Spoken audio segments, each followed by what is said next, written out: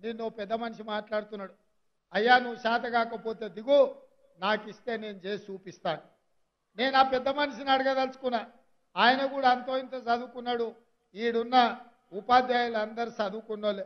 300 ఏళ్ల కింద ఔరంగజేబు అని ఉండేటోడు గుర్తుంది అనుకుంటా మీకు అందరికి. ఆ ఔరంగజేబు రాజు కావాలని రాజ్యం మేలాలని కోరుకుంటే ఆ అవకాశం తండ్రి అన్న ఇవ్వకపోతే తండ్రినేమో జైల్లో పెట్టిండు, అన్ననేమో ఊరేసి చంపిండు.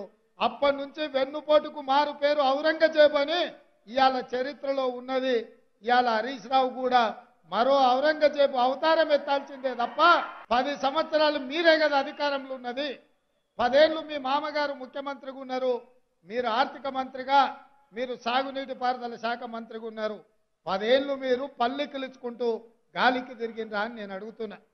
ఇవాళ మీరు కట్టిన మేడిగడ్డ పేక మేడల్లా కూలిపోతే 1,00,000 కోట్ల రూపాయలు ఖర్చు పెట్టి 1,00,000 ఎకరాలకు నీళ్లు ఇవ్వకపోతే ఇవాళ కాగు నివేదిక శాసనసభలో ప్రవేశపెట్టినాం.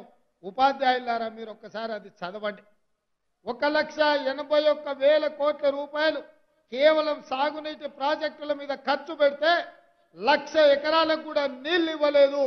ఇంత దుర్మార్గమైన దోపిడీ ప్రభుత్వాన్ని ఈ భూ ప్రపంచం మీదనే ఎవరు చూడలేదు.